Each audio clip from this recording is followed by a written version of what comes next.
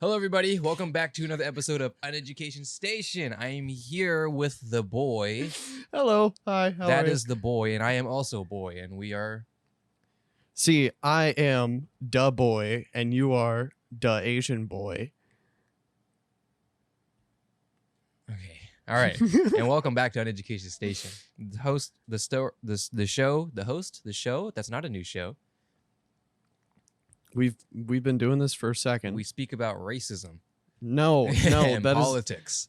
No. That is the opposite of That what is we what talk we about. do. We are a politics. We are financial advice. My financial advisor, official financial advisor, Zachary. He's here too. If you ever needed financial advice, strict financial advice, home financial advice, banking financial advice,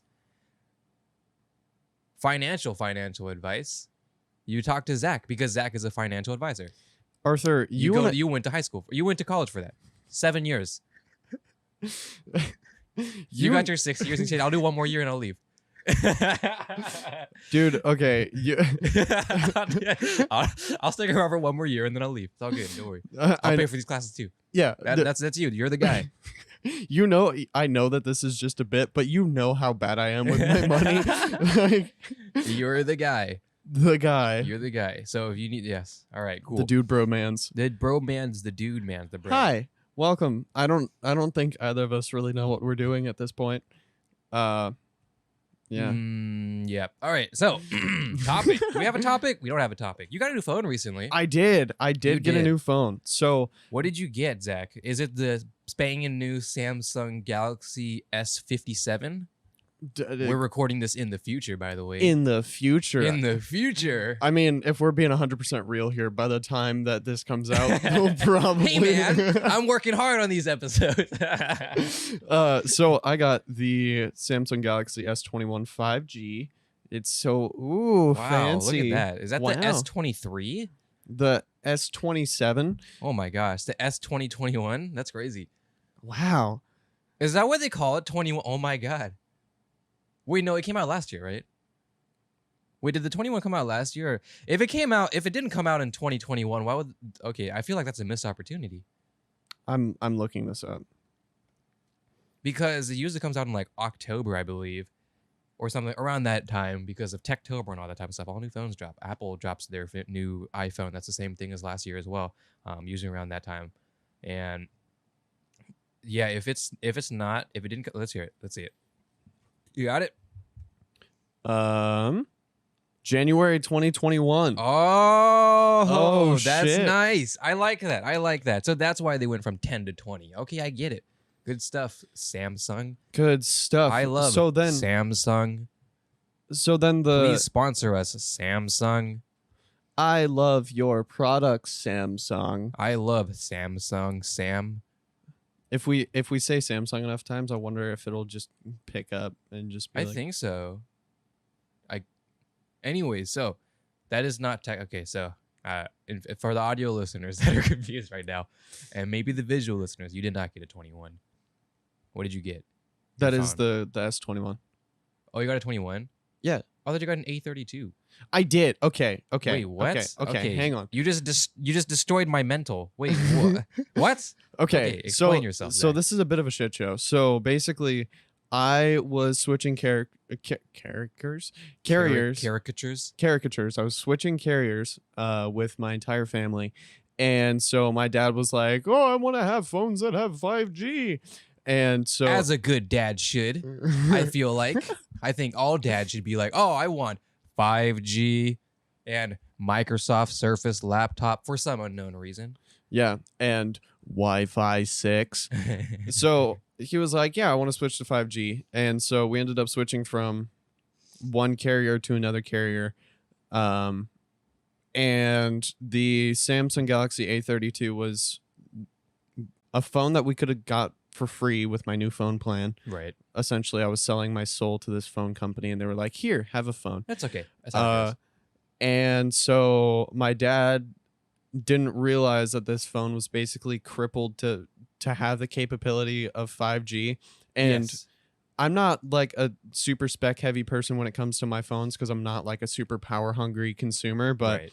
it had a 720p panel on it. And Yes. it's like, oh, we can do 90 hertz, but it's 90 hertz at 720p. So it's Right. like, fucking why? Yeah, I was gonna say yeah because like I ended up I'm very familiar with the A series because it's a series that I look at because I'm very interested in like the budget spectrum because I mean Right. the flagship oh by the way if you hear like that I don't know if you can hear it because actually these mics kind of reject a lot of audio but my dad's doing construction stuff right now out there so like literally out the door so it might get a little loud at times it's all good we'll just acknowledge it and move past. It happens every now and then. It's Dad fine. does construction on your house. Happens every now and then. The While the you're, audio listeners think that someone's knocking on their door. I hope they do. That would Dude, be I mean, the one time there was the some music that was playing like literally like right here, and, and it didn't come up in the recording. Dude, that was so funny. And I was looking back in the editing, and I was like, dude, I just look like an idiot because I just got up. I was like, what is happening? And there was nothing happening. Dude, nothing was happening. Oh my gosh, dude, it's so funny when we hear stuff like on the set or like around your house and no one else can and we just sound like we have straight schizophrenia and we're like, I hear voices, man. I hear knocking on the walls. Anyways, so I'm very familiar with the A series because my dad has one as well. Because he also got it as a free upgrade from his phone from our carrier, so he got it as well. And to be fair, his old phone was like one of his old buddies, so it is an upgrade for him. But the budget spectrum area interested me the most because that is where most of the market is.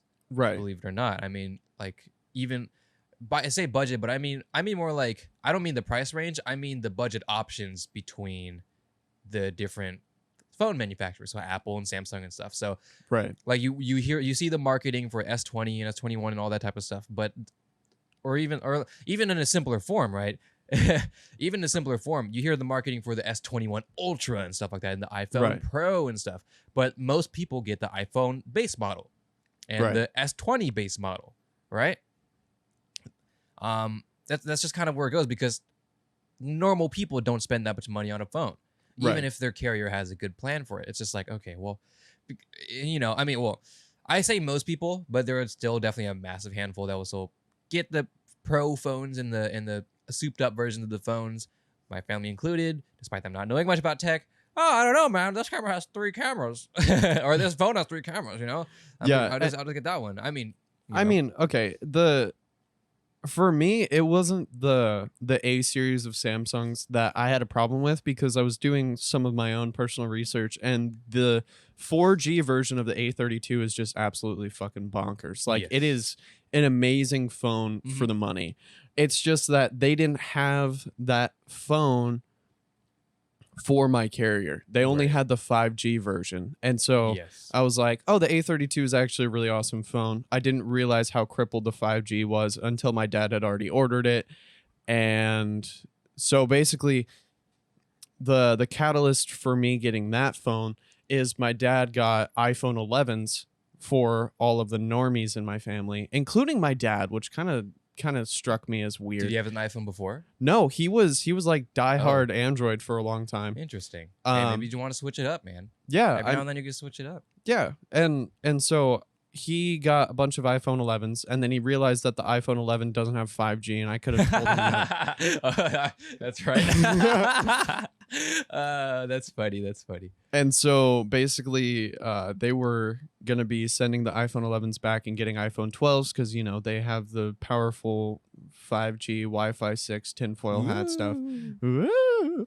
And so my dad asked me, he was like, "Hey, do you want me to just get you one of the better Samsung phones? Because the iPhone 12's like $900, and I was sitting there with like a $250 phone, and I was like, yeah, that would be nice, eh? Yeah, this is great. I'm having such a great time." And so my dad. Wait, so are these just the base models iPhone 12s? Yeah. Okay, so that's more like 700, but still 700 to 200. Yeah, 700 to 250. It's like for sure. yeah, and so my dad was like, "Do you want to switch to the S21?" And I was like, "Yeah, sure." And so they ended up paying the down payment, and then I'm going to be doing the monthly on it, which is fine because it's only Gotcha. like $40, something like Right. that. Yeah, there's a lot of carriers. I mean, obviously not going to name anything because it'd be bad. But Right. well, just in general, carriers right now they're trying to make this push to 5G and Wi-Fi 6, and by doing to do that, they are getting all of their customers and stuff to start getting like stuff like deals and free upgrades and stuff. Like my dad got a free upgrade on an 832. He got, I'm pretty sure the same one, 832 5G. And my Alvin, my brother Alvin, he got an upgrade from his 7 to a 12 Shit. for $6 a month.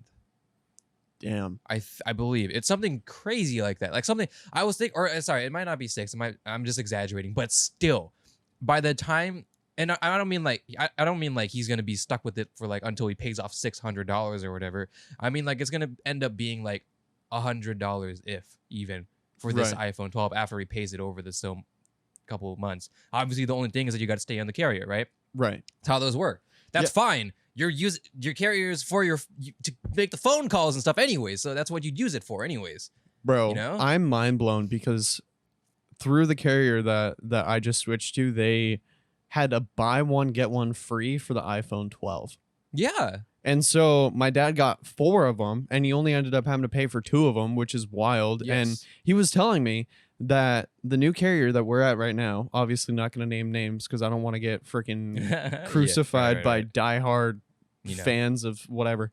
My dad said that the plan that he got, plus having to pay all of the monthly fees on the phones, it's still cheaper than our old plan with all of our phones paid off. Yeah. Which is fucking insanity. Well, a lot of it is, like I said, moving to 5G and Wi-Fi 6 because now it's an actual thing. It's a staple thing. There's more 5G modems around the world, or not most, towers around the world. You know, it's starting to be an actual thing, and it is considerably faster. Like very, like margin, or not more, is marginally like a lot? Yeah. Okay, faster, right? More bandwidth. The bandwidth, Zach. So many bandwidths, you know? Right. Sorry, I'm not I also am not into that space specifically too much, so I don't know the numbers myself, but I do know it is that much of a difference, especially Wi-Fi 6. I know personally Wi-Fi 6 is that much better because I've experienced it, and it's freaking crazy. Well, I mean, the bandwidth wise, as far as speeds go, like that'll just vary between different people, where you live, that type of stuff, right? And same for 5G, but it is much, it's just faster for, you know, I mean, it's just another generation, right? Right. From 3G to 4G to 5G, right?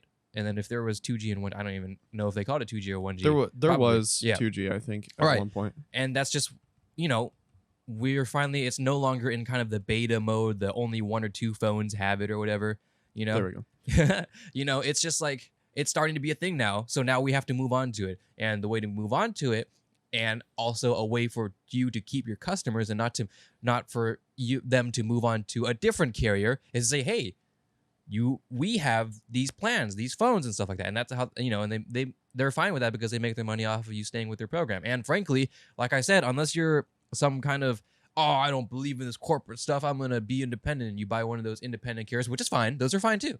Right. If you're not like that, I mean, you know, we all need LTE and stuff, you know. We need these things to function, and because unfortunately we don't live in a world where we can just, you know, be vibing on just Wi-Fi. I mean, it's possible, but you're not gonna get too far because, I mean, you're dependent on a Wi-Fi signal, you know. And I don't know, you're never gonna be around a McDonald's that just happens to have free Wi-Fi for you if you never need to text your mom, you know. Yeah, and for a while I had an iPod that had like the calling and texting apps through Wi-Fi. Oh, dude, I did too. I never used them. I thought they were cool, but it was like, I remember back then they'd like never worked, and so there's something always super weird about it. Oh man, those early age SMS that was not SMS. Right. That was funny. Yeah, and so oh my gosh, dude. Thinking back, even from like 3G to 4G, it was such an exponential difference in speed. And like, you know, we were kind of old enough at that time to see the slow development. Like, you know, we were around when the iPhone 2G came out. Yes. And it's just wild to think about how much has grown and changed over the course of even the last 10 years. Right. But what I do want to say though, the A series, it's not a bad series. Oh, right. I need to, before people get upset, like the budget people, they're like, oh, I have an I have an A phone, you know. Here's how I see the A series. The A series, because this also ties into how Android works. Because how Android works, at least as of right now, I actually think it's gonna change because of what Google's doing, except maybe just for the Pixel line. Which, by the way, their Pixel 6 phone looks super cool. Have you heard much about it? All right, I'll talk a little bit more about it later, but excuse me. Oh, did I mention yet? My nose is kind of stuffy. I don't know if I mentioned it. I just woke up and my nose is just like, it said no. I'm mouth breathing today, so it's kind of Your rough. nose woke up and chose congestion. Yeah, I am just extra bass today. Yeah. So okay, I'm gonna yeah, go piggyback off of what were you saying about the A series Yes, go ahead. of phones. So I'm not gonna sit here and say that the A series is bad. It's just the phone that I got was not necessarily what I expected it to be. And that's because they had to cut corners to make it so that they could have that fantastic 5G. Right. And so they ended up keep it at $200. right. Yeah. I don't think people understand a $200 smartphone is kind of crazy. Right. Like, that's pretty crazy. Bro, do you remember You what know? $200 smartphones used to look like? It used to be like the most graunchy shit ever. It was gross. Yeah, I know. It's like the old, like what was I saying? It's like smartphones that were trying to be smartphones. Because I owned one as well. That was one of my first phones ever. I forget what it was. I forget what brand it was. But it was a smartphone, and it was like a smartphone. a smartphone, and it was like the jankiest thing. Like, it had the jankiest OS. It never worked. I mean, to call and text, sure. Even texting, it was like, oh, I'm dying. But hey, you know, first smartphones are your first smartphones. You know, and smartphones back then, especially the budget ones, weren't. If it wasn't the iPhone, it wasn't the Samsung S3. Right. You know, it wasn't very good. But hey, you know, the budget line nowadays is really good and it's very compelling, and it's the reason why most people get the base lines, or even stuff like Xiaomi or Redmi and stuff that are considerably much more cheaper. You know, even their flagship stuff is much more cheaper. You know, one of the things that I really love too is that those companies that just kind of came out of the woodwork, like Xiaomi and OnePlus and like a bunch of those companies, they just kind of came out of nowhere and they're just absolutely fucking killing it right now. Like, I remember you and I were looking at the OnePlus 5T for the longest time. Oh yeah, I remember. And that. This was like right before both of us ended up switching to Apple, just kind of by happenstance, by coinkydink. But it's like we are in a place right now where not only can you find absolutely amazing phones from other companies, like I said, like OnePlus, but also you can find flagship phones from even just like a year or two ago, and they'll still do exactly what they like need to do, and they'll do it well. And before this phone, I had the iPhone XS, and that came out what, like 2-3 years ago? Yeah. And so, you know, it still did everything that I wanted it to do. It was still plenty fast enough for me to be able to, you know, scroll the Instagrams and the Twitters and whatnot. And it's even the cameras on phones from a couple years ago are still really fucking good. I mean, most people still rock the S10 and an iPhone 10 as well, and you know, they're fine phones, you know. And I mean, a lot of people still rock like an S9 for that matter, you know, like we say it a lot, you know, like the diminishing returns. Right. iPhones, they're going to keep getting better and better and better. I'm going to change my stance because I had a stance before, but I thought about it after the RTX 30 series, which, well, we know how that went. Yeah. You know, after that came out and I ate my words and I was like, oh, you know, the RTX 30 series cannot be that much faster. And it was that much faster. So I'm changing my stance. Well, rather not changing, I'm adjusting it. Diminishing returns still does exist, but not necessarily for the product, because I understand. Now I'm just being stupid. No, technology is just going to move faster, and I think we are still at this exponential growth of finding new things that are faster and more efficient. I'm changing that part, but the diminishing returns is still existent on the consumer, you and I. But that is our ability to use said device, ability to use its capabilities, its speed. right? Because most people don't need the fastest phones. I mean, most, like 80% of people do not need the fastest phones, because 90% of the people don't need the fastest phones, because a lot of times the difference between the base model and the flagship model nowadays aren't really any different. Now it's often to find they have the same SoC. It's oftentimes they'll the only thing that'll be different is like they'll have an extra camera, or they have expandable storage, or a better screen, a better display, or something like Right. that. Maybe a better battery, maybe it's bigger, But as far as performance goes, it's usually not that much better than, or not that much better between the base model and the flagship model. So because of that, a lot of people were just drawn by the marketing of like, oh, it's the flagship, it's cool, it's super cool, it's super cool, and it is super cool. But not many people need it. Not most people. They're like, yeah, I'm gonna get this flagship phone so I can scroll Twitter. Right. Yeah. Yeah, and that's kind of the hard distinction that you have to make as a consumer is what, and this is kind of reiterating the conversation that we had when we were talking about the 30 series cards and all of that kind of stuff. But talking about your use case, because for me, like when it comes to cameras on phones, like I've never been the most picky about cameras on phones because I'm a photographer. Yeah, I have an actual camera that takes real fucking good pictures.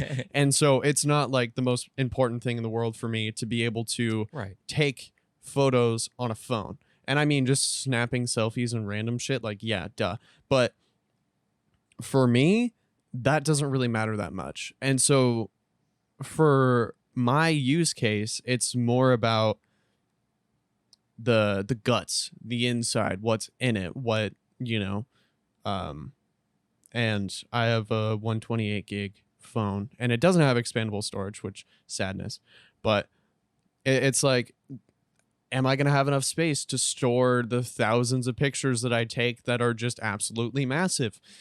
Am I going to be able to use the different softwares and things that I use to like edit pictures and videos on the go and all of that kind of stuff? And it's like, this phone will do that. So I'm like, fuck yeah, I'm going to get this phone. It all just depends on what your use case is. And if you need that latest and greatest, like top of the line, like I know, my buddy Alec, he has the S20 Ultra. And he does? What did you upgrade recently? Didn't he have like a Pixel? Yeah, he had the 2, right? 2 XL. I think he had the Pixel 3, the 3 XL. I don't know. Gotcha. It's been a while. I don't really remember. Yeah, I don't remember either. But yeah, but he got a 21 Ultra. Yeah, no, he has the S20 Ultra. Or yes. And I don't really know what his use case is, but he's also a tech nerd like we are. Yes. And so a lot of it is also tech, just being an enthusiast. Yeah, exactly. Even for me, even though I'm someone who preaches like where's my phone? Here you go. I have a iPhone 11, right? I just use it and it's been great. It's been fantastic. I love the iPhone 11. It's because it uses the same the SoC, the 13, 12, 13, A13. No, A12 Bionic chip as the Pro Max, the iPhone 11 Pro Max, right? Yeah. So what? What's the point? So why do I need another telephoto? Who uses a telephoto lens, Zach? What normal person? Well. No, normal person. Okay. I was consumer, gonna say average consumer. Okay, let me ask you this: would you rather have a telephoto or a wide?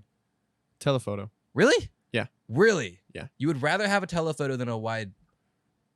Yeah. Okay, so normal people out there would rather have a normal people. No, I do mean that the normal people, or the main majority, would rather prefer a wide, just because of the different instances, being able to shoot, the big family photos and that type of stuff. Oh my god! Let everybody gather around. We're on the picnic. We just finished playing croquet, and we're going to take a family photo with Uncle John. And sorry, yeah, and then the person who's taking the picture is just sitting there like. But what I'm saying is, if you had to have 2 cameras, most people would usually go towards the wide. Right. Yeah. Use case. But wait, where was I going with this? Anyways, yeah, I am a tech enthusiast. I don't know if you figured this out yet, Zach. I like tech a lot. I mean, Tech is kind of I cool. don't know, man. Tech is kind of I think tech is kind of cool. I don't know if you can tell. I don't know. I don't know if you could tell yet, but I think tech is kind of cool. But I didn't get the flagship phone. I think the flagship phone is still cool, and I honestly probably would use it to its potential. I decided not to. Now because very simple reason. I am an enthusiast, but because I am an enthusiast, I seek for things that would that would fulfill my enthusiast boners. Right. Right. So, for example, I don't really care for the iPhone 12 because nothing changed really besides 5G, and that is pretty cool. But I don't fancy getting a new phone every year, right? So I'm gonna hang on to the iPhone 11 for that. Also, I was jailbroken, which by the way, I'm not jailbroken anymore. Yeah, we were talking about that Yeah, we were talking about yesterday. that. Yes, I used to have a 13.5 jailbreak, which a lot of people know, was the first mainstream jailbreak. It was the first jailbreak where it was like not sketchy to do. Oh And my god, everybody was like, hey, this is a cool thing, you should do it. It's not weird. And everybody was like, oh wow. And then even Linus did a video on how to do it, and a bunch of people did videos on how to do it, and it was just super simple. And then it just worked. It worked flawlessly. Flawlessly. There's some hitches, but it basically just destroyed the stereotype of jailbreaking being kind of a sketchy, scary thing. Dude, oh my gosh. Okay, can we go on a jailbreaking tangent for just a second? Go ahead. Let's Okay, go. so I had the iPhone 4S back in like Oh my. 2013, and I remember I jailbroke that phone, and even before that, like I had a second generation iPad, and I jailbroke that too. And I remember like it was so scary. Like I'm pretty sure I ended up Oh, yeah. accidentally getting a virus on my computer somehow. And obviously like I wasn't really paying too much attention to what was going on. And Mhm. so it was just kind of like, oh, this looks like it's right. And then it totally wasn't. But dude, the types of shit that you used to be able to do on like older jailbreaks Oh, was yeah. just like so crazy. I remember the iPhone 4 jailbreaks and stuff, and like people doing really creative things. And oh man, I feel like the last time jailbreak was like a thing that people talked about, I feel like was like the iPhone 4. Yeah. Because I remember it's so, now that you mentioned it, yeah, people did talk about it back then. They're like, oh, I have mine jailbroken. And I was like, what?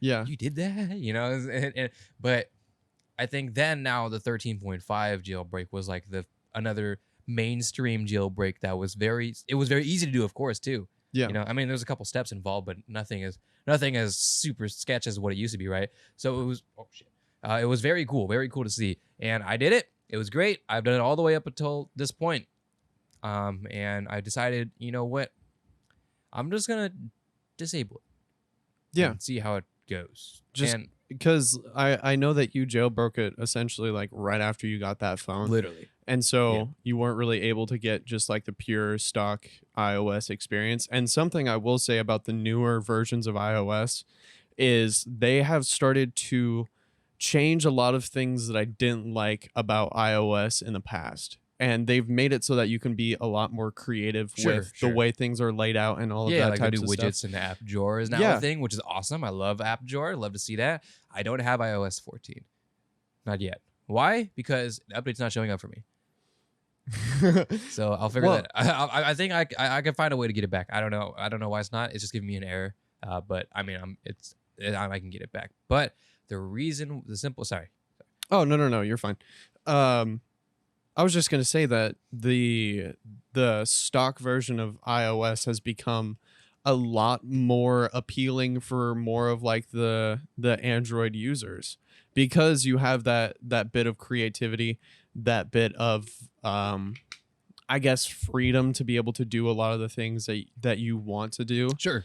And so I completely understand the appeal of the newer versions of iOS. And like, dude, back in the iPhone 4S days, Boomer talk. boomer talk. Love boomer talk. No, it's not boomer talking. It's just like my kind of tech history goes very, very far, and like my dad used to fucking root his Motorola flip phones because Nice. he is a major nerd. Dad, if you're watching this, I love you very much. But I remember just kind of seeing the types of stuff that he was able to do with his phone, and I thought that that was the coolest shit ever. And so I rooted I jailbroke my iPhone, and I made it so that every time I would swipe to the next home screen, all of the apps would like spin around. It was Nice. super cool. And I ended up adding so much shit to it that ended up essentially bricking my phone because, this was like I think it was like a 16 gig Yeah. iPhone 4S. Even that was pretty. iPhone 4 is like the base was like 8 gigs or something like that. If I remember correctly. And the 16 gigs was nothing to scoff. I think, yeah, I had a 16 gig iPhone 6 and I was super pumped. Oh my gosh, that's so funny. That's so funny. But Actually, yeah, now that you mention it, I think I did have the 8 gig. you think you had the 8 gig? That might Yeah. be why it was like, yeah, because I mean, those aren't tweaks aren't. Well, maybe back then they were not very optimized. Maybe they were bigger, but even now they're not that big. But they're still a couple megs. It'll add up after a while. Yeah. So yeah, yeah. But also stability, of course, iPhone 4, that type of stuff. A lot of things are more refined, and jailbroking is so much more mainstream now. It's like sometimes some people just don't even think about it; they just do it. I honestly, if I go to iOS 14 and I think it's 14.7.1. This is the current one, I'm guessing, and I heard that it is the yikes one that's killed jailbreak as we know it. Mm. So people are saying, don't update, right? Kind of like the 13.5 to 13.5.1 thing. Yeah. Right. It's that kind of idea. But I mean, I have no choice. I got to go to it. I'm still on 13.5, so I can back out, get my jailbreak back, be chilling. But I feel like, listen, the single reason why I still jailbroke my phone, I could honestly live with everything else. Because I didn't really jailbreak my phone to change that much. I jailbroke it to add quality of life things. The only thing I jailbroke, or the only tweaks that I got in my iPhone, were things that I wish stock Apple would have had anyways. Right. So things like auto unlock when you show your face, so you don't have to do an extra swipe. Like what the fucking really, and stuff like that, and no home bar. Oh my god, dude! That's the only thing, Zach. That is the only thing that I care about on stock Apple. If you can disable it, I would do stock Apple forever. That is the only Zach. Look at me in that. Look at me in that. Right. Look at me. I'm looking at you. The only thing that I care about is disabling the home bar because it is the ugliest, most intrusive thing to ever exist. What are people are like, Anuki, what you just get used to it? No, it's just there. And I hate it. You do get used to it after a while, just like the notch. You just get used to it. But the difference is, it's dynamic. It appears and it disappears. The notch just sits there, and it's black. Right. So you phase it out of your existence. That's how That's how black bars work. Your mind, your conscious. Editor mode. Sorry, your conscious basically blocks out those black bars to create more of a wider aspect. And if you have like an OLED TV or something, you know this very well. That blacks are so deep you don't even notice it's there. Even if you have, oh yeah, that's right, I threw it. Your phone, even if it's LCD, I think yours is AMOLED, so it's a little bit more contrasty than my phone. Yeah. But even if it is LCD and you can still see the black, because it is black, you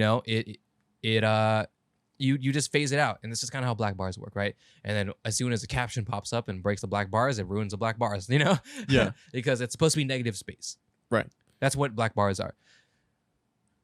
So This dynamic home bar that is just there. But here's the thing: if it was just there, whatever, it's fine. But just being able to disable it, just at all period, would be nice, because I am a specific use case, a specific scenario user where I take a lot of screenshots, because it's usually of anime. I take a lot of anime screenshots. I take about, if I'm not watching it with you, I would spend about an hour on a single episode. That's how serious I am, Zach. Why am I? Because I be tweeting them, because they're fun to tweet. Because that's kind of what I do. I tweet them. I be tweeting, but I know, very specific. Dude, okay. So my gripe with the iPhone the stupid dynamic home bar is that it ends up wasting a lot of screen real estate because Yes. because it's like you have this little bar, and obviously it's meant for the people who have no idea what the hell's going on. They're just some grandma in the retirement home like, how does this work? There's no buttons. Obviously it's for them, but for people like us who actually, you know, understand that it's a thing Yes. where you do You the things, it's like that totally makes sense. And if they had an option to get rid of it, it would make my life so much easier. And the same thing is with this fucking thing. But I'm okay, I will say it's not nearly as intrusive No, as it's not. the If I other remember one. correctly, it's not as bad. Why is this here? Stop it. No. He's on his phone. Bad podcaster. I'm on my Bad phone. podcaster. I want to show you what the But I understand what you mean. If I remember correctly, yeah, it was not as okay. bad. But yeah, so go I'm ahead. gonna All right. show you my little Nachi boy. It's Oh yeah, that's not that bad. It's just That's not tiny. that bad. It's That's not tiny, that bad. tiny. But Still, still. why can you not listen, Zach? Sorry, I hit my mic. I'm upset. Oh, don't worry. I've been making a whole bunch of random fucking noises this entire time. If there's a tweak just to do that. Right. If it's that easy, why don't you just have it like in the accessibilities option or something? You know what I mean? Or Just, even just remove it. Maybe not have it, or it's just not even in the accessibilities, just in the settings, in your general, whatever, in your keyboard settings or whatever. okay. Also, here's the thing too: is that if it's something that they only want the people who understand how to like navigate the phone do it, like they could put it in the fucking in the administrator settings or whatever the fucking Accessibility. maybe yeah, or like developer settings or whatever the fuck. I don't remember. I haven't had a Yeah, I would say accessibility, just because like that would be if you need that, right? But I agree. Yeah, there is a another tweak for the jailbreak, which was like Saw, I think it was called. I think you might have had I it. remember Yeah. this one. So once you remove that home bar, you can bring everything that's below that, or you know, like on Twitter, for example, you have like the home notifications, that type of stuff. So that little bottom third, I'm calling it a bottom third, but it's not technically third because it's a tall fucking aspect ratio. That little Right. bottom tab, right? Mhm. It brings it down. Mm. Just that much extra real estate on the. This sounds so stupid, but it makes so much of a difference, bro. You know what I mean? You see so much more. So that was also really nice. So you just chop the home bar, you bring everything a little lower, give everybody a little bit more screen real estate. Why not? Yeah.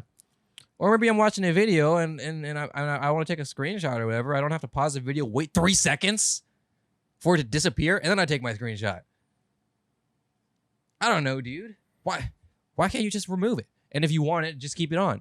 If somebody can make a tweak, some person, Some random ass guy, person. some developer, the just be thing- like, you know what?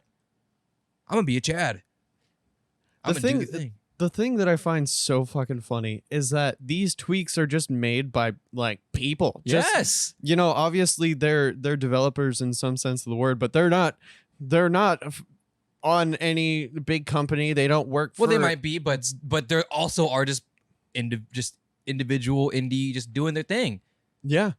And they can add stuff to Apple that just even Apple doesn't want to do or can't do, or I don't know. It's probably because they just don't want to do it.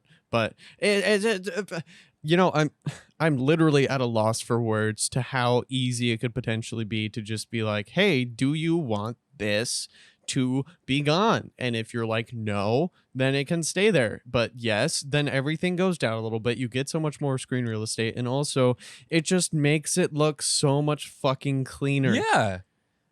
Like,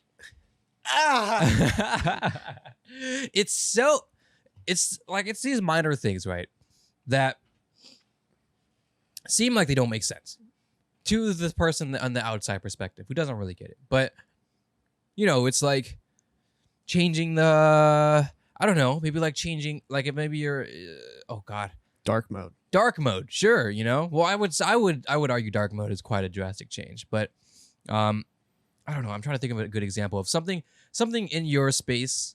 Let's say you're a drummer. The different sticks you have. Right. Yeah. That there, someone like me, let's say, or some guy. There's a person standing here right here, Zach. He's a Okay. guy. He's a guy. Guy like someone, right? Homie's just chilling. Homie like guy. Homie Yeah. like guy. He said, homie like guy says, why would you need a different, what is the difference between the different sticks? You're just smacking the drums, aren't you? See? It's these different things that drastically change the experience. Right. And the funniest Changing your strings and your guitar. Come on, bro. You know, it's like it's such a small thing, but it makes such a drastic difference. And I'll use the drumstick example because I've bought many pairs of drumsticks. yes. And You have drums. I have drums. I am You're the drummy boy. guy. I'm the guy. You are the guy that is not someone. You are the guy that is the one.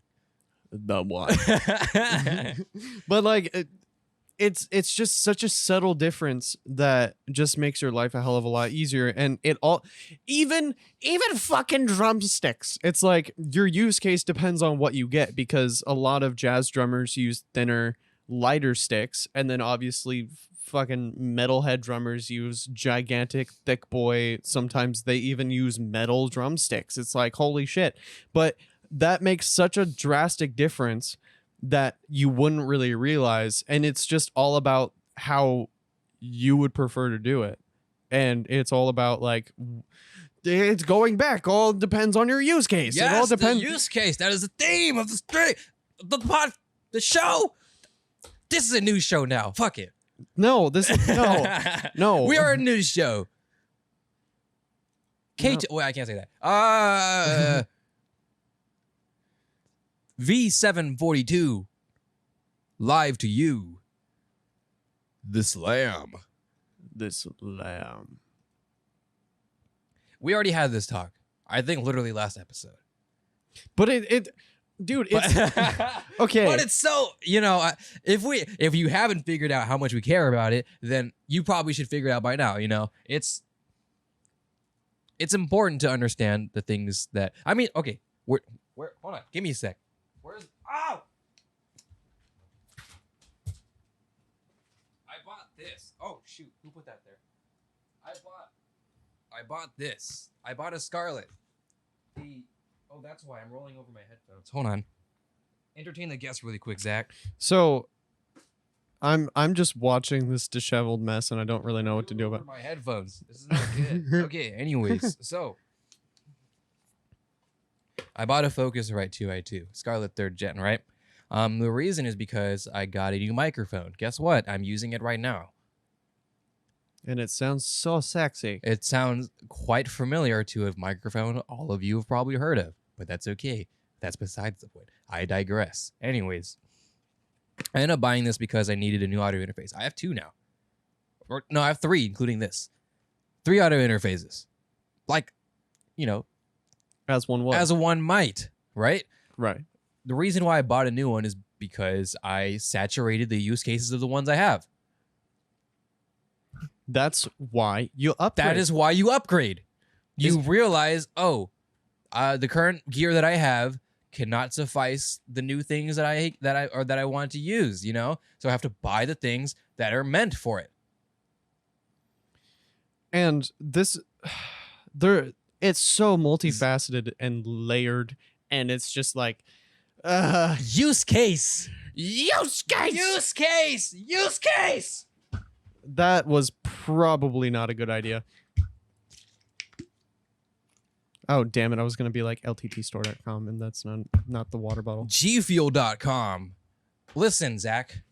Did I mention this yet? Use code North. Did I mention use case yet? Listen. It is okay to buy whatever you want to buy if you're a hobbyist. Hobbyism. I coined this term, by the way, apparently. Because I was speaking with a friend the other day, and she's an English major, and I said hobbyism, and she's like, what is that? And I'm like, wait, what do you mean, what is that? It's what it sounds like. Wow, I've never heard that. I'm like, oh, cool. I've coined the term, hobbyism. I'll look it up now. Hobbyism. So Thefreedictionary.com. Thefreedictionary.com don't know shit. Hobbyism. By me. The practice of pursuing a hobby. Yeah, you fucking bet. So, like we said, we already talked about this. Not gonna go about it again. But it's the reason why I bought a piano, just to buy a piano. It's the reason why I have bought whatever to buy whatever. It's because it is my hobby. I'm financially able to do so. I did it. But at the same time, at a certain point, when you spend like if one of my hobbies is photography, do I just buy a cinema camera? No. Do I buy a $10,000, $20,000? You see what I'm saying? Yeah. If my hobby is voiceover, do I buy a starter microphone that will get me off the ground, Zach? I'm listening. Or do I buy, or do I spend $100 or $200 on a starter kit, audio interface, etc., to get me off the ground? Okay. Or do I spend $600 on a microphone and a cloud lifter? Okay, so this is really cool because you just explained my kind of like journey into getting into streaming and recording music and all that kind of stuff. Mm-hmm. Because I quite literally spent $50 on a mic and an amplifier and the mic stand, a little boomy army boy. Yes. And it sounded like shit, but that was okay because You're just starting out. Yeah, you're just starting out. That's fine. And you learn how all the things work. You learn how to fucking mess with audio and do all that kind of stuff. You learn how to get your feet in the door. And then when you realize, wow, this sounds like shit, I know that I can make it sound better than this, then you upgrade. And you and I have had so many different conversations about this because I kind of got into the streaming space and all of that kind of stuff a little bit behind when you did, or probably like years behind when you did. And so I was talking to you, and at the point where I got the mic that you had at the time, the AT2020, which by the way, it's an amazing microphone. Beautiful microphone. Loved it so much. I recommend it. $100. It's very simple. I was at the point to where I was like, I just want to upgrade, and I want it to sound better because I know that I can interface with it. I can adjust it to make it sound the best that it possibly can. And it's been a fucking dream since then. Like I probably started streaming around when COVID started. So a little under a year and a half ago. And, now I'm using that microphone to make music and all of that kind of stuff. And it's just like the use case kind of evolved around what I had. Right. And the only reason why I bought a mixer was because I wanted to be able to make that microphone sound even better. Because I know it's a great mic and I know that it can do a lot of really great things. I just wanted to see what I could do with it with, analog knobs and sliders and all of that kind of stuff. I think a lot of people don't understand that, Why is my... You're just bad. Oh, there we go. Okay. I think a lot of people just don't understand the hardware they have. I think they don't understand that, I think I have microphone A and I loved it. I thought I loved it. And then I watched my favorite streamer and he has microphone B. And I love my favorite streamer. I want that microphone. Right. Now, here's the problem that I didn't really get to discuss the last time we had this conversation, is that is also marketing. Whether you want to think of it or not, because they're not paying them to have a Shure SM7B, for example, let's just say, because it's the grand example, right? Right. Or they might be. But when you have, and this goes to another conversation we used to have, when you're in a position of or stature of someone who is very popular, you have a huge following, and sometimes whatever you do, your followers will follow, It's that crazy, Right. And it could even depend on, hey, I was using these headphones, or your favorite Twitch streamer was using a certain pair of headphones. The next day they weren't, and they'd be like, well, what happened? Well, are these bad now? Or were the other ones bad? You know what I mean? Right. And that's just kind of the thing that you have to understand, that it's just how it's going to be. So you need to if you can understand that they are normal people and they try different things and they had the money to pay for those by doing what they love anyways. That's the reason why they bought it. That's the reason why they got sponsored by it, etc., right? They're able to do that. That doesn't mean you should do it just because you want or your favorite streamer wants or your favorite streamer has that kit. There are a lot of very, very affordable options that can do very good things. There are, I mean, if you want a new keyboard, do you get the super duper crazy hobbyist $1,000, $100, $500 keyboards, or do you get a solid like a Keychron K8 or something like that, where Right. it's just like it's really nice, and it's built really well. It's a keyboard that Alvin has, and it's like, and if you're in the keyboard space, you've heard of Keychron, but if you're not at all, you've never heard of them. Right. But they are fantastic. They make pre-built keyboards of all different sizes. It's the one with like you probably even know of it if I told you. It's the one with like the orange escape key. Oh, and everything is gray. Yeah. Beautiful. I love that. Alvin uses it. Great keyboard. So when we're talking about budget options and what you can do with them, Yes.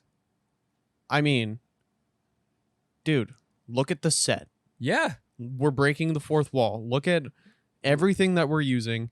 Look at the things that are around us, bro. Like, yeah, it's literally like, we've been using, well, I mean, this mic since the very beginning, and Arthur has a new mic. I'm just testing this one out. Yeah, but we've had the same mic since the beginning. We've still been able to make it sound a hell of a lot better, even in that time. Yes.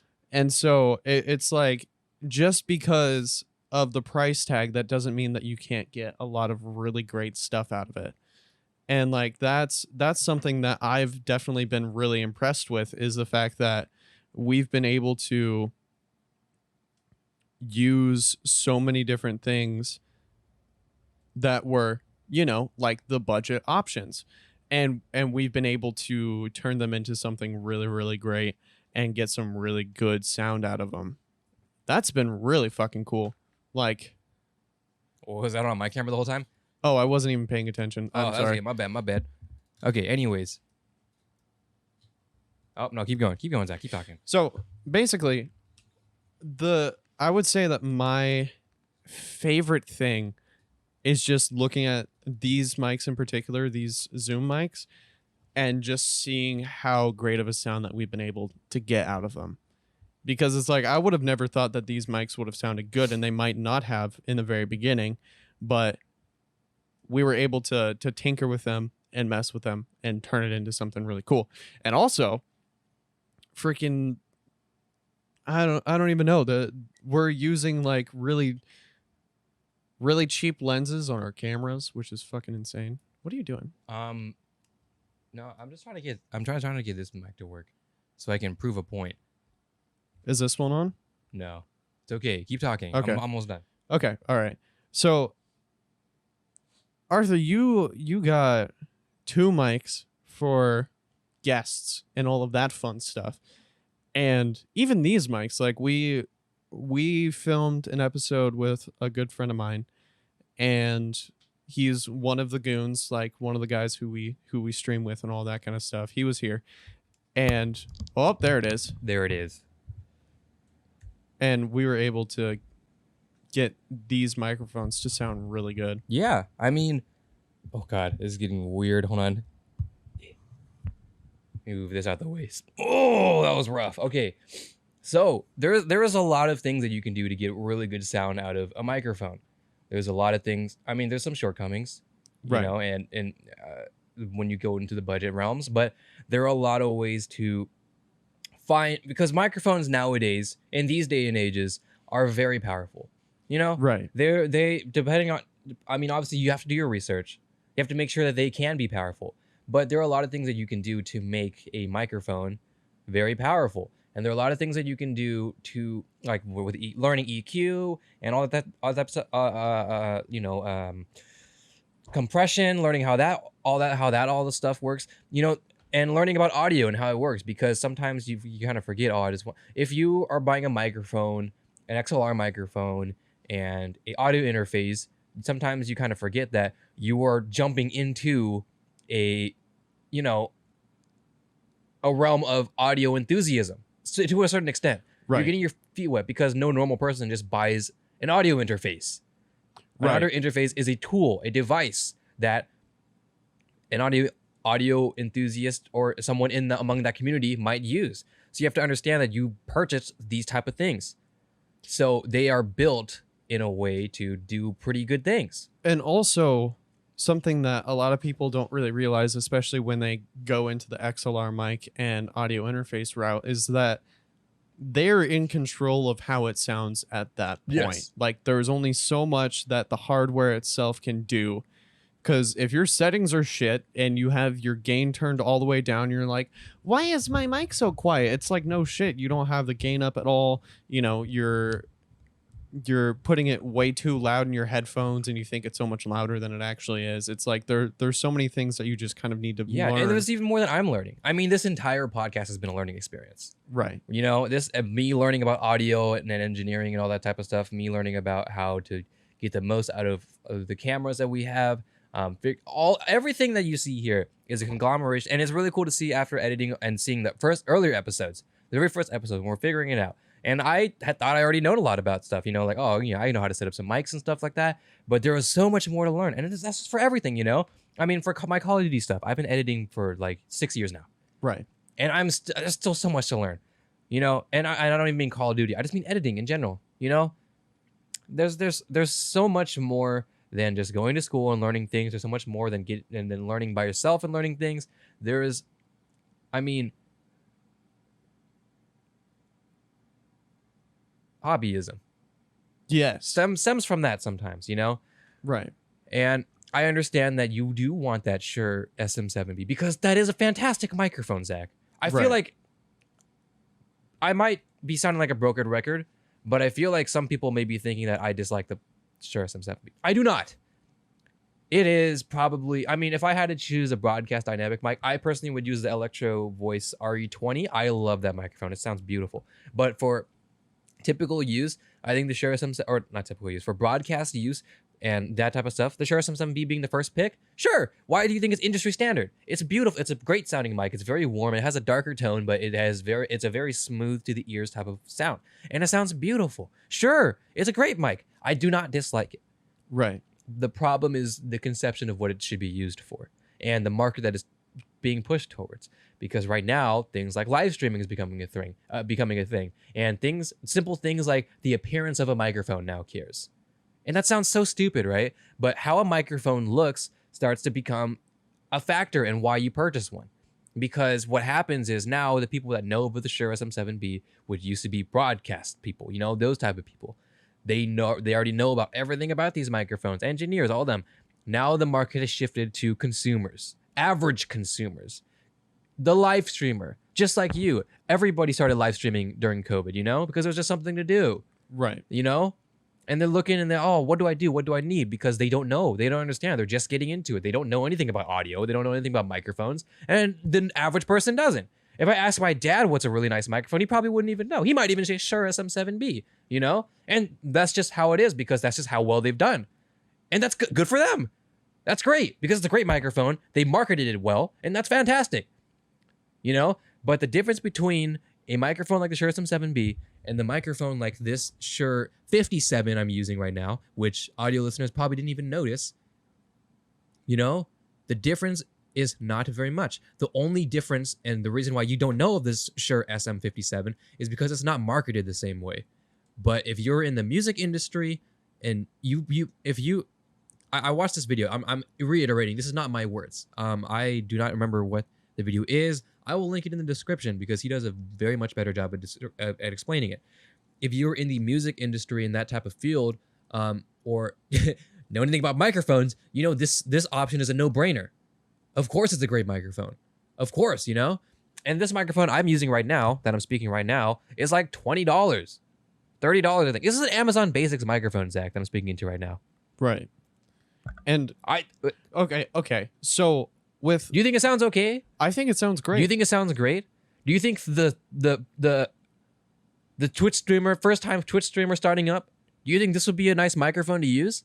Yeah, Do you think they should spend $600 on a microphone and a cloud lifter or a FET head? They don't These people do you know what a FET head is, Zach? No. Neither do they. It is a cloud lifter, basically. Just different use case. Does the same thing. It amplifies without bringing the noise gate up. It's clean amplification. If they didn't know if you don't know what a FET head is, why are you going to spend $600 on a microphone setup? If you don't know, if you don't know what audio interface X is and Y is, but instead you know what a Go XLR is, then you need to reconsider what you're doing. Hobbyism? If you just like microphones, sure, let's go. Why not? Yeah. You know what? Sure. What? Whatever. I mean, why do people buy 3090s just to game, you know? Right. Why not? You know, sure. If it's for hobbyism, sure. But if you are a first-time streamer, I feel like, or you know, it's really something that you need to, sorry, it's really something you need to climb yourself up. You know, it's a staircase. The A32, Zach, you got, that Galaxy A32 that you bought, right? What I see the A family to be is something that you buy in order to get yourself into the more mainstream flagship, well, not flagship, but you know, the S20 and stuff, as you did. Right. Because the A32, for example, like my dad, that's a perfect phone for him. What is he doing? He's answering my texts every now and then and calling and making some emails and stuff like that. He's not scrolling through Twitter and stuff like that, whatever. But at some point, if he really wants to upgrade, he can, and he has that option.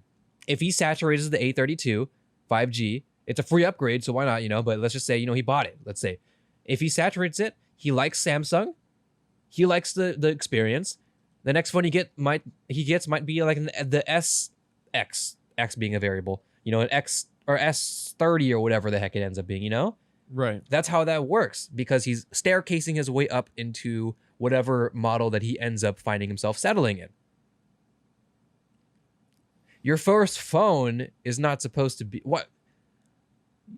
Our first phones were flip, slide, kicks, side kicks.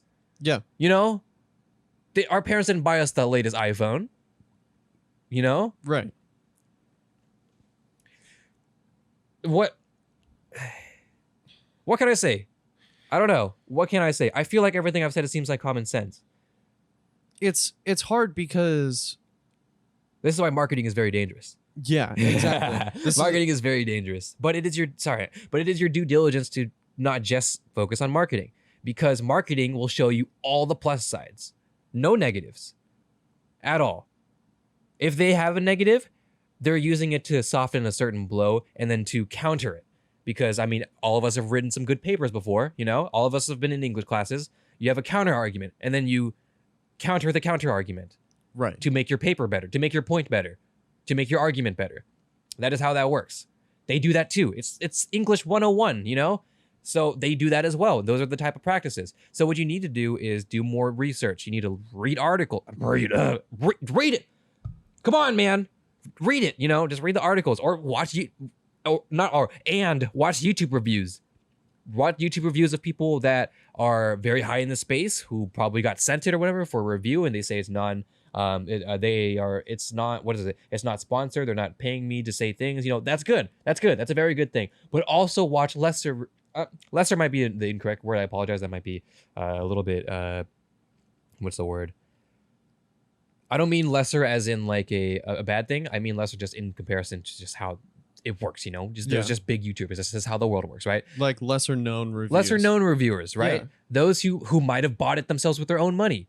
The people who bought something, if you can find a reviewer who bought the product with their own money, that is the most real review you're going to get. That is the most, and it might not be the most technical, because maybe, you know, they might not have the same tools as like the big YouTubers to measure certain things, right? But what they are is a consumer. Right. What you are is a consumer.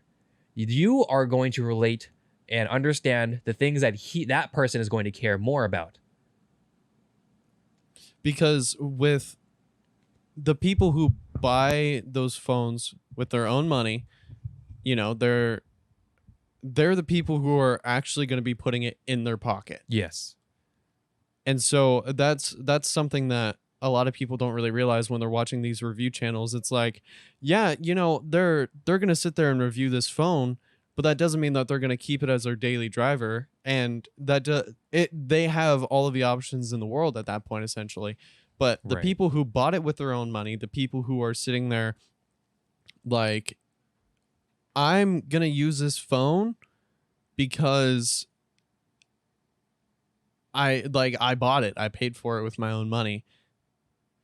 That definitely gives you a little bit more of like a real world perspective on how it actually is. Right. It's I don't know. I don't know how much more I could say because I really feel like it's a lot. It's very simple, you know. As a consumer, you need to be responsible, you know. And sometimes a lot of it, I don't I don't mean to sound like a boomer. I Right. really don't. I really don't. But it is something I observe, you know, and it is something I observe is that the current generation of youngsters, you know, and it's fine, whatever. But you know, and also the idea of limited time deals and drops that are now more common, you know, Right. the urgency to buy, the feeling of wanting the newest, coolest thing, being in the conversation.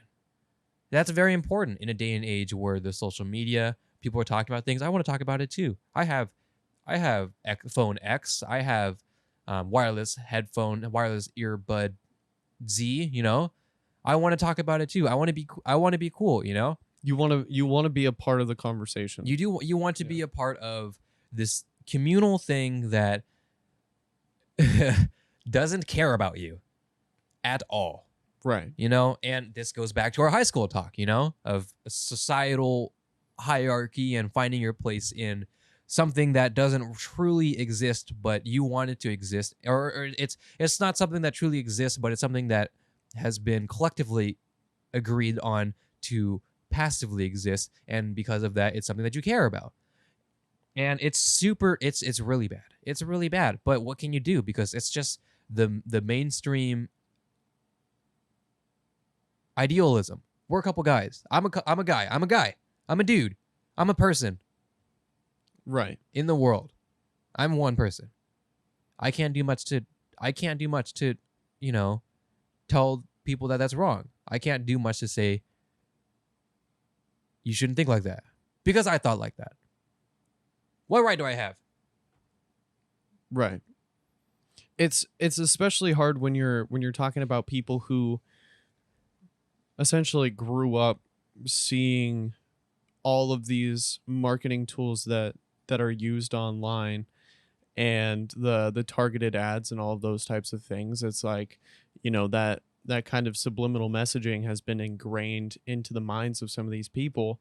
And so it's almost borderline unavoidable at a certain point, because it's like, yeah, I've been seeing ads about fucking McDonald's since I was a little kid, Mm-hmm.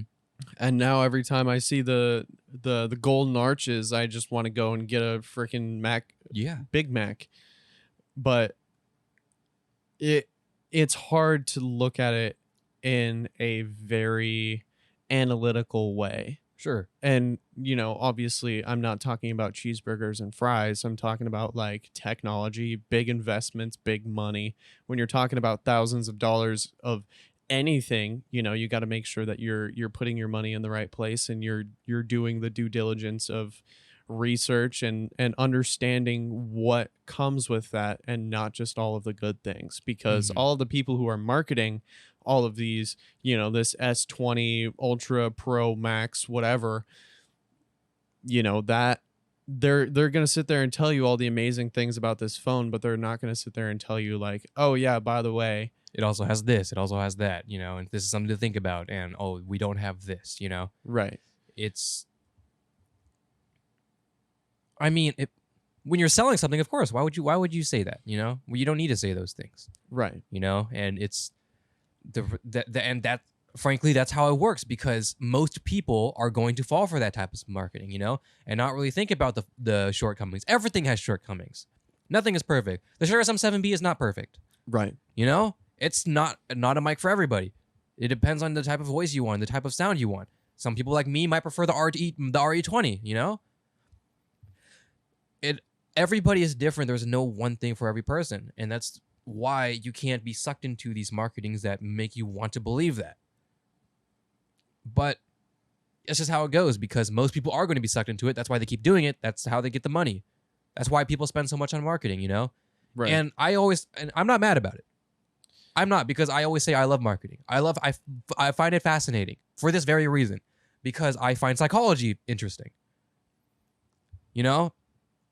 But the best advice I can give to someone, even though I am not someone who can, you know, like I said, I'm just one guy. I'm one dude talking to a couple people, talking to you, talking to another person.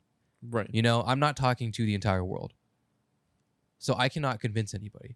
But if I can at least subconsciously put myself into someone's mind and then maybe have them think, oh, you know what, maybe I should look a little bit, before I buy this new phone, maybe I should look into it a little bit more, because I think Arthur said something about that, or someone said something. I don't even know who the hell he is, but someone said something about it. I'll think about it.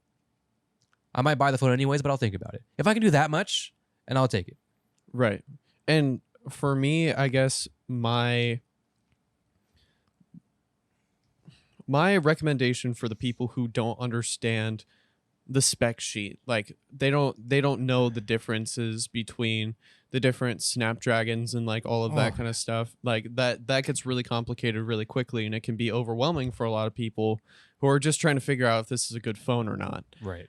I would highly recommend that you look up comparison videos between the two phones that you're looking at. Yes. Because the people who are going to be explaining the differences between them, obviously they're going to use a bit of tech jargon, but they will be able to sit there and tell you how it feels in their hands. Because if you're just looking at, you know, on Amazon, a comparison between these two phones or between two of anything. Right. It's just it's an Excel sheet. No, It's an you don't know Excel what, sheet, you don't yeah. know what they mean, you know? It's just, you know, sometimes I don't even know what they mean, you know? Right. It's just, it's too much jargon. And a lot of, if I can't figure it out, then what is the average consumer going to know, you know?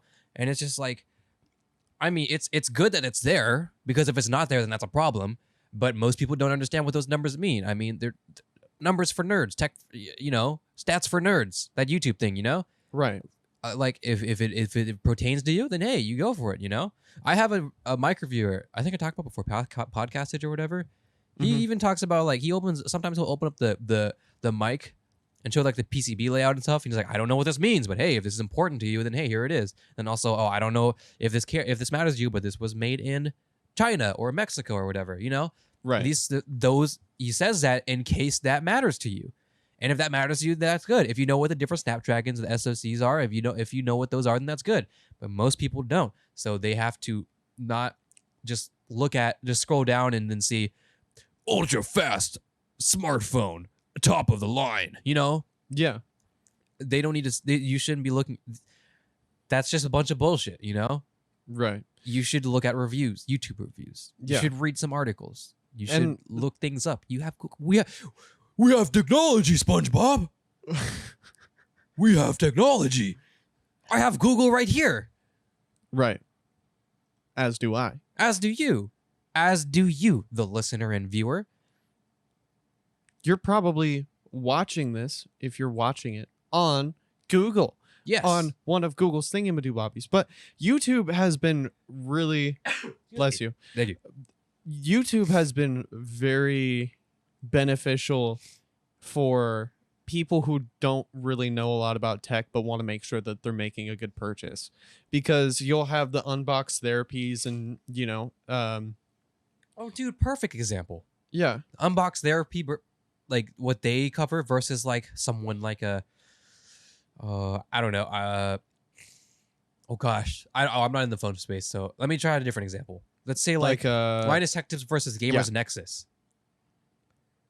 You know, those are they cover very different things. And I mean, I watch both of them. I love them. You know, I understand the analytical numbers of Gamers Nexus, but some people might not. They might watch the Linus Tech Tips, and that's fine, because they cover what they need to cover. They make it easy for you to, you know, that's what they do. right. And for the most part, you know, they are also a business. They also are part of the marketing. It's what, you know, the finer line of, you know, is kind of blurry, but excuse me, those are the type of videos you should look up because you have the ability to. YouTube is owned by Google. Yeah. Google it. You know what I mean? Yeah. So, and the types of I did the thing. I did the thing. It did the thing. The types of information that you'll get from different resources is really dependent upon what their use case is. Because if you're watching a gaming YouTuber talk about a laptop that's not meant for gaming, obviously they're gonna sit there and be like, "Oh, this is a piece of shit." But if you're looking at it from the perspective of someone who's in college or using it for just school, just for the Microsoft Words and looking The stuff Google up, Drives and yep, yeah, all of that the kind of stuff. PowerPoints, Yeah. Excel sheets. Exactly. The Google Docs. They'll have an entirely different opinion on it because obviously they're not requiring as much power from it. And Right. so you can get away with a lot more, or you can get away with a lot less in that case. Sure. And the same thing goes with pretty much anything. Like talking about microphones, what if you're just using it for that little bit higher quality audio in your Zoom meetings and all of that kind of stuff. You Right. just kind of want to have that good quality audio so that people can understand what you're saying. You're not going to sit there and try to be a Twitch streamer or a broadcaster or anything like that. It's like, if you're going to be using it for something that is going to require a lot out of your hardware, then you can you have to find that person who has a similar use case, because then you'll be able to relate a lot to what they see in it Sure. and what their opinions are on it. Right. It's as if they're in your own shoes or you're in their shoes. Right, exactly. You're finding a certain situation. But there's also, just like that, seeking help, finding people who know more. People have problem with stuff, computers, they might ask me. Yeah, I help ask you. tons of people with computers, because I agree. It's a lot, I don't expect the average person to know like what RAM what I don't expect a lot of people to know what the different motherboards are from B450 to X570, etc., etc. I don't expect people to know the difference between DDR3 and DDR4 and which one you should get for your motherboard. I don't even expect people to know how many cores they have in the CPU. And for someone who knows about computers, it sounds like I'm saying some easy stuff, but you need to understand that, that is easy stuff for us. Right. But that's because we're into it and we know it, and that is based on, compared to I don't know, the nitty gritty, talking about the circuits and the traces in the motherboard. Sure, that is easy stuff. But for the person, like you said, it depends about your scenario, where you are, what you know.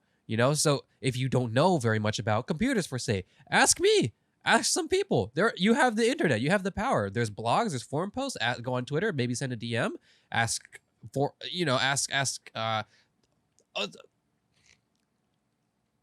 the internet is very rich for information. Right. What that means is also, and it's a double-edged sword too, because there's also misinformation. So you have to be careful. But in general, you can get a lot of information about anything almost, just from doing a Google search, Right. from asking around for some people. So utilize the tools that you have that the internet gives you, because it's very powerful. Ask around. Say, hey, friend, what kind of microphone do you have and what do you recommend? Friend A gives you a recommendation. Okay, cool. Don't just get that microphone. Ask friend B, what microphone do you have? Okay, cool. It's different from friend A. Why do you like this one better than the microphone from friend A? Okay, cool. Oh, also I noticed the interface you're using is different. Is there a difference between the two or does it matter? Right. And you don't have to know everything in the world, Zach. Right. I don't know how to maintain my car. Right. So I might ask around. I have no interest in learning that at all. My and buttons aren't working for some reason. Oh, that's okay. You just suck.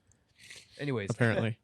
Yeah, and if you find something that works really, really well and checks all the boxes for you, that's something that you can recommend to somebody. Like, for example, the audio box. Like, I got the audio box from you. Yes. AudioBox is a PreSonus interface. AudioBox 96, I believe. It's a USB interface. Yes. A little bit old now, but it's pretty good. Yeah. And so when you gave me that interface, I was like, "Oh, this is sick. Okay, cool." And then Jackson was like, "Oh, I want to get an audio interface and like do all that kind of stuff." You know, I was like, "Oh, why don't you get the interface, the similar interface that I got, just because it works." Yes. Right. So why don't yeah, exactly. Just Yeah. ask around. Because like I say, the one thing that you're going to the person that will know the most is the people with experience. People with firsthand experience. Right. And most importantly, consumers. People who bought it with their own money. Because those are going to be the hardest critics. They will care about the little things. They will mention the little things because they spent their money on that. You Right. know? And I am not discrediting any major reviewer at all. At all. I watch them. They are part of my purchase decision, as they should be. They should be part of they should be part of yours as well. Yeah. And yours, listener and viewer. But Ladies and gentlemen at home. but you should also it shouldn't just be the first review you watch. You should watch multiple reviews, right? Same idea. You shouldn't just watch reviews. You should read articles. You should read customer reviews. Yeah. Although you got to take it with a grain of salt because sometimes customer reviews, they are reviewing things and they try and say things that they don't know about. But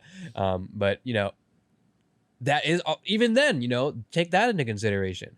Right. There are a lot of things that you need to understand or to take into consideration before you make a purchase. Before you make your purchase decision. Yeah. And it's not you're just being a responsible consumer. That's all you're doing. It's nothing weird. Yeah.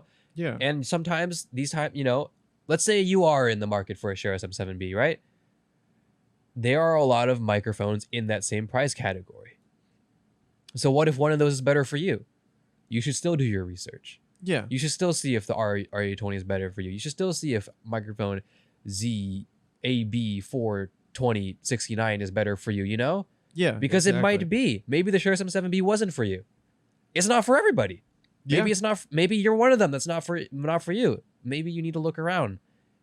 And same thing goes for the $100 price category, the $200 price category, which has even more microphones. There is a lot of things to take into consideration, and you should take that into consideration. I know we sound like broken records. We keep saying the same thing over and over again in different words or in the same words. But how else can I instill this basic human ability? How or this basic concept of common sense, Right. To someone. It's difficult because you want to help people make good financial choices, and Yes. you want to help people not get screwed over, and but at the same time, you can lead a horse to water, but you can't force them to drink it. It's like there are some people who will just kind of blindly follow the blue bubbles and the latest and greatest, Mm-hmm. and that's okay. I'm not gonna sit here and try to be that type of guy who's like, oh, you shouldn't even have that phone, you don't even know how to use it. Yeah. But it's like, when you're sitting there talking to somebody who has an iPhone 12 and they don't even know how the swipe gesture navigation thing works, it's like, why do you have this phone again? I don't know. Or like, they're like, I can't remember what it was, but I remember when I first moved from Android to Apple. Or sorry, well, I mean, I've had both, so it doesn't matter. But when I went from my Pixel to my 10R, I think it was at the time, I was like, I can't even remember what the feature was, but I was just doing some sort of gesture thing or whatever, and my friends are like, "What the heck? I didn't know that was a thing." I was like, "Really? It's pretty basic. You've had an iPhone for all your life. What do you mean you don't know this is a thing?" There are people that just don't understand the hardware that they have. And if you don't understand the hardware that you have, I'm sorry, but you shouldn't have it. or at least you should look at other options that might be better for you. Yeah. That's what I'm saying. What I'm saying is you do not have to know everything. Yeah. What I'm saying, what I'm saying is you do not have to have the latest and greatest, but you also don't have to have the worst. There are options. Options are everywhere. Find the one that you're looking for. Ask around to figure out what it is. Watch some videos to figure out what it is. Find the one for you, and if that happens to be the flagship phone, there you go. Yeah. Yeah. And when you're talking about, we've talked about use case for a really long time, but I would love to be That able. sounds really bad. Yeah. Keep going. It's all good. I would love to kind of be a resource for people to be able to learn more about certain things. And like, when I'm sitting there talking to my dad, because he just switched from Android to iOS and he's trying to figure out how to do something. And I'm just like, Yeah. bloop. And then he's like, wow, you're such an asshole. But it's like, I want to be able to help. I want to be able to make it so that it doesn't feel like so much of a daunting task to be able to figure out how all this stuff works. Right. And the same thing, goes for like when we were figuring out like video stuff and all that. Like, I just want to be helpful and like make it so that it doesn't seem like such a big scary thing. And when we were building my PC, it was definitely a lot of the same thing coming from you. You were like, yeah, it's basically just adult Legos. You're just dealing with, expensive hardware. And I was like, wow, this is fucking terrifying. And then, I had to put my PC together a couple of times and, now I can sit there and talk to Andy, who's scared to put in RAM sticks. And I'm just like, yeah, it's not that bad. It's just like adult Legos. And it's just kind of like, tech for a lot of people can be very overwhelming. Sure. And so for me, I would love to be able to be one of those people who makes it so that it's a bit more digestible for people. Exactly. It can be very daunting. And, in some cases it is, because I mean, not many people can hold a bare PCB. Yeah. Not many people like a motherboard, with all those traces and circuits and pins. Not many people can say they've done that, So when all of a sudden you're doing it, it does get a little scary, and you realize, oh, this is $100, this is $200, this is $500, this is pretty scary. But it's because that it is scary that you should be diligent about it. You should research, ask around, like I keep saying, broken record, I keep saying it because it's just, if you don't know, then you ask. Even if it's a stupid question. The very basic thing. Ask it. Because you won't get the answer if you don't. Right. Yeah. And I always say, just ask it. I get all the times with like, oh, this might sound like a dumb question, but blah, blah, blah, blah, blah. I'm like, yeah, that is a fucking stupid question. But this is, no, but this is how you do it, And you have to ask these questions to understand, because otherwise you're stuck in that limbo. You're that student in class who isn't catching up with class. Everybody's moving on. The teacher's moving on. You're like, I don't really know what's going on. I guess I'll just skip over this in the notes and move on. And then you get fucked in the test. Because you didn't raise your hand and say, hey, teacher, my bad. Do you mind explaining that again? Right. And if they can't do it now, they'll say, okay, well, we have to move on with class, but feel free to stop by in my office and we can go over it again if you'd like, Yeah. People that are helpful like being helpful. I love helping people. Sorry, I know I've been talking too much and I keep cutting you off. I apologize. No, you're totally fine. I apologize. But one thing that's really funny is this one. This is so wholesome. In the one place where I work in one place, and I mentioned before, I work in the main office of the place, right? Sometimes, and there's a full-time coder there who's kind of newish, but he's been there, he's been doing his thing, and he's really cool. And recently, whenever I'm there in the office, I'm not there many times anymore because I'm needed more in the other place. But when I am there, every now and then he's just doing his thing, and I just ask him what he's doing, and when people get to talk about the things that they love or the thing or their work, I swear nobody gets more happier. Yeah. Being able to explain your craft.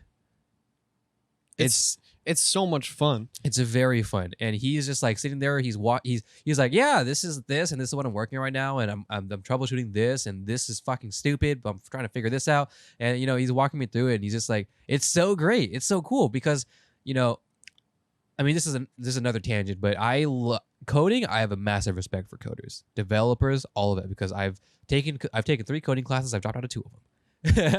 And it's a lot. It's very difficult. I mean, I because I took them though, and I stuck with one of them. I do understand. I can't say I understand code, but I can look. If I had sat down and looked at a line of code, and someone who made the code was like talking about it, I would understand what they're talking about. If you asked me to do it or recreate it or make my own code, I'd say hell no, cannot do that. But no way, no chance. But I understand how difficult it is and why. Right. I mean, it makes the world go round. Code is the reason why I'm able to use Google right now. Code is the reason why you're watching this or listening to this. Right.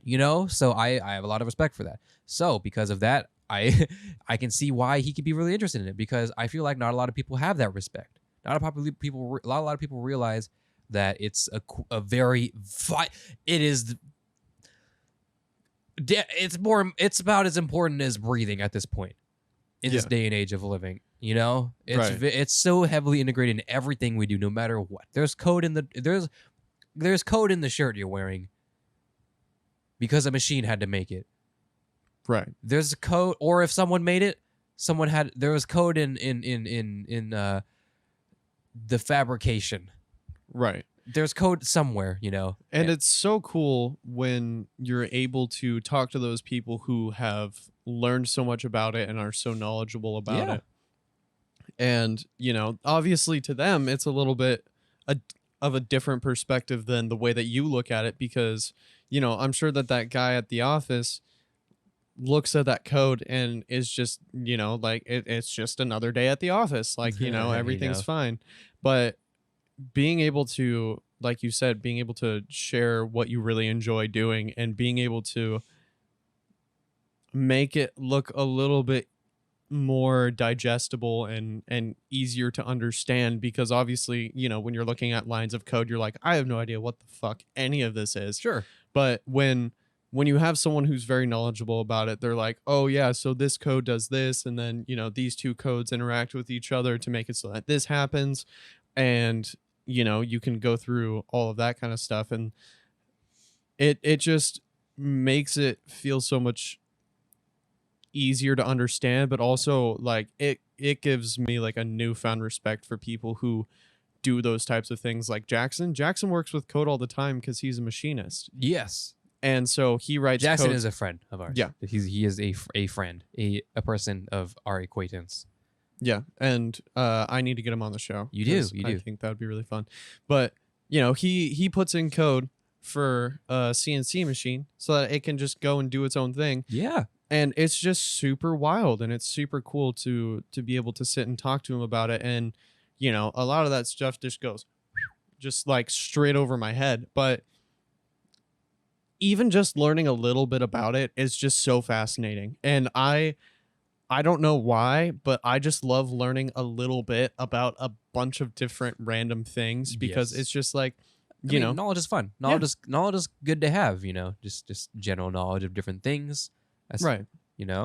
But what I'm trying to get at is that, these type of people, they enjoy these things. They enjoy their work and their craft. Well, I hope they do, at least. So they will never be against breaking it down for you. In fact, they love to do it. Yeah, I would love to sit down and just like break down how After Effects works for a certain. A lot of people ask me to do that, but I can't because I'm just busy all the time, But dude, I remember one day we just sat down here, and you were just going through After Effects, and you were just kind of showing me how stuff worked and like all of that kind of stuff. Just quite frankly, just for shits and giggles, and just because it was a lot of fun, and just because I wanted to learn a little bit about it. And that's what's really cool. And like, I would love to just kind of sit down and talk about like basic music theory stuff, and like, I sit and talk to you all the time, like before almost every single one of the episodes we're sitting at the piano talking about stuff. Mm-hmm. And I'm like, oh, I love how, like this chord goes to this chord, or like I love how the Yeah, voicings are a certain way. And obviously you know a little bit about music theory, but like being able to explain it in the way that my brain knows that it makes sense is really really cool. And I a lot of people are like that for the stuff that they enjoy doing. And I I just love learning and being able to just like bestow upon other people the random knowledge that I've accumulated over the sure. years. I mean, that's why whenever I explain things, whenever people ask me, I don't just say the answer. I explain the answer. I elaborate. I explain why this is the answer. Typical teacher of me. I'm a teacher. Right. you know, they there's a reason why when you're doing assignments back in school, they don't just give you the answer. They try to help you figure out the answer, because if you just get the answer, you're not going anywhere. Yeah. And I they're like, show your work. show you your work. Yeah. It's annoying, incredibly annoying, more than times 50 billion. But you got to, even if you, even if you should show your work, because the process of you getting to the answer is very important. And this is coming from someone who sometimes would be in, like, take math classes and stuff and would just know the answer right off the bat, and can do so by skipping work. But you need to show the work to show that you know the process and you can apply it to other things. But that's why I would, whenever I explain things, I would say, like, for example, the black bars thing. Yeah. They could say, hey, how do you do black bars? And I'll be like, oh, I could do two things. I could say, oh, this is the effect. Here you go. Or I could explain why black bars are important, like I did, the negative space and all that type of stuff, why to use it, when to use it, how to move them, when to use them, or I think I said that already. All sorts of science, or science. Well, I mean, it is science and psychology, all sorts of things that I could do to hopefully explain it better. And here's even a better example. People who ask me about computers, and they ask me, hey, what parts? I don't know anything. Can you help me? And sure. I could just give a part list, send it to them. All right, buy it. Go ahead. Here's a couple tutorials how to put it together. Yeah. I'm sorry, my nose is so stuffy right now. Hold on, give me a sec. So When people ask me, yeah. I don't just give them part list and then just send it to them. I will say, okay, this is the CPU. You have a Intel i11 700K or whatever. I would never recommend that. I don't know. I just said that randomly. But this is an 8-core, 16-thread CPU. It can do you for your use case, because I also asked them too, like, hey, what are you going to use this computer for, et cetera, the whole shebang. Right. Because you have this, because you do maybe gaming more than editing, but you do want to edit every now and then, but you game heavily more, and you don't do a lot of multi-threaded or multi-core tasks, but you do have the budget for it. Get a 8-core Intel, that hurts to say, CPU or whatever, and go ham. And this will be great because of this, because Intel's IC, oh shit, ECP, oh god, okay. Anyways, it's performance per clock. I don't know. PPC for I don't know, I just said that. There's a term for it. I forget. These type of things, and I will explain what that means. Right. Because if I use a jargon, I'll explain what the jargon means too, basically. And I'll do my best to explain it. This is the motherboard. I chose this motherboard and this SKU because of this. This is what the SKU means. This is what you're gonna miss out, but that's okay because you get this. This is the RAM you have. There's a couple things you need to know about. There's speed and there's latency. You don't need to worry about it too much. Just worry about this. I chose this for you because of this. This is why. Doesn't mean much to you, but trust me, this is why. And if you got this is why it wouldn't be as good for you. I do all of it. Sorry, I hit something. I do all of that for, and even if it doesn't make that much sense to them now, hopefully it does later, and hopefully they can recall to it, because there are so many times where I've recalled to information that's been said once randomly. Like, when you say, oh, I heard of this thing from the grapevine, or whatever that saying goes, Yeah. I heard this at some point. I heard this fact at some point. I read this thing at some point. Someone said this at some point. You take those things into consideration to your decisions. And that is why You need to take a lot. You need to read a lot. You need to watch a lot of things and watch a lot of reviews, watch a lot of comparisons, read a lot of reviews and read a lot of comparisons, read a lot of whether it be YouTube reviews, Amazon or order reviews from the Amazon or Newegg or whatever it is, before you make your decision, before you make your purchase. That's why it's very interesting. If it fits your use case, Zach, your use case. Have I said that yet? Have we said that yet? I think so. You think? I don't think we have. Use case. Then you're green lit. Use case. Use case. Then you're green lit. You go for it. And you have a time. You know, there is no such thing as too much information on really a lot of things. There are certain things that you could just learn way too much about, and that's probably not good for your mental health.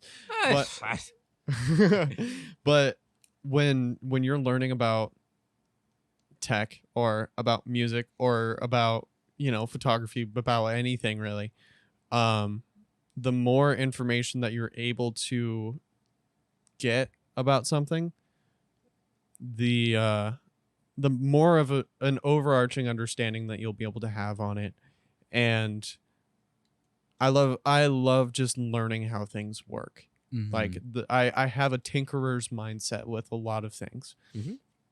And so it's really useful when I'm sitting there going down the research rabbit hole about something and just kind of learning about all the nitty-gritty little details about it. And that could be about really anything. Like, I remember you sitting there telling me about the air conditioning unit that's right there.